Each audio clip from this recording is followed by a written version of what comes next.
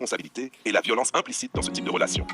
Il y a quelque chose d'inhabituel, presque tabou, dans cette idée qu'une femme puisse entretenir un homme, qu'elle puisse payer pour obtenir de l'affection ou de la sexualité. Quand on y pense, c'est une inversion subtile mais profonde des rôles traditionnels. La société nous a appris depuis toujours que l'homme paie, protège, conquiert. Et pourtant, ici, c'est l'inverse. Et c'est fascinant et dangereux. Parce que ce geste, ce choix, n'est jamais neutre. Il y a un pouvoir implicite dans l'argent. L'argent est devenu un levier d'influence, un outil pour obtenir ce que l'on ne pourrait pas obtenir autrement. Mais qu'est-ce que ça révèle vraiment? Cela révèle une insécurité profonde. Que cherche-t-on vraiment? On ne cherche pas juste le corps, ni la présence, ni même la conversation. On cherche une forme de contrôle. On cherche à s'assurer que l'autre est là, que l'autre agit selon notre désir, que l'autre nous valide, mais à travers un mécanisme monétaire. Et là surgit la question de la responsabilité. Qui est responsable? La femme qui paie? Elle a choisi d'acheter de l'affection, de créer une relation basée sur l'échange, non sur la réciprocité. L'homme qui accepte, il a choisi d'entrer dans ce jeu. Mais la société ne le stigmatise pas de la même manière. On trouve souvent que l'homme s'accomplit en étant payé, que c'est une forme de réussite ou d'opportunité, tandis que la femme est jugée, cataloguée, humiliée pour le même acte. La responsabilité existe des deux côtés. Mais la violence est là, bien réelle. Ce n'est pas une violence physique, c'est une violence invisible, silencieuse, subtile. C'est une violence morale et psychologique.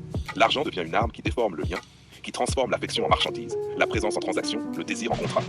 La relation n'existe plus dans la spontanéité, dans la sincérité, dans l'échange vrai. Elle existe dans le calcul, dans la peur de perdre le statut, dans la peur de perdre l'argent, dans la peur de perdre la sécurité. Et ce qui me frappe encore plus, c'est la manière dont nous réagissons ensuite.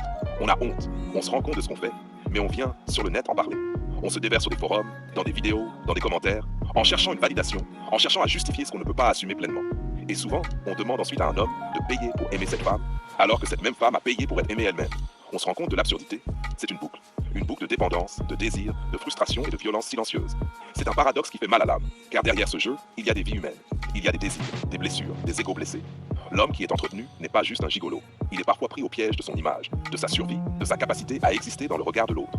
La femme qui paie n'est pas juste dominatrice, elle est souvent perdue, seule, à la recherche de ce qu'elle n'ose pas obtenir autrement. Alors que faire?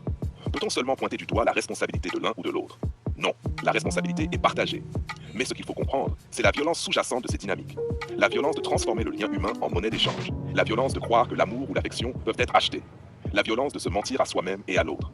Et c'est là que réside la leçon la plus dure. Parce que la vraie liberté ne se mesure pas à l'argent, ni au pouvoir que l'on croit avoir sur l'autre. La vraie liberté, la vraie force, c'est de créer des relations où l'on n'a pas besoin de payer, où l'on n'a pas besoin de manipuler, où l'on n'a pas besoin de contrôler.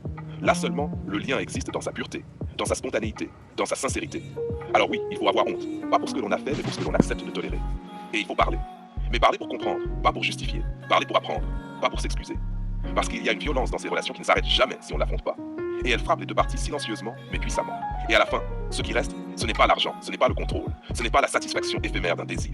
Ce qui reste, c'est la conscience de ce que l'on a toléré, de ce que l'on a permis. Et c'est là que naît la vraie introspection.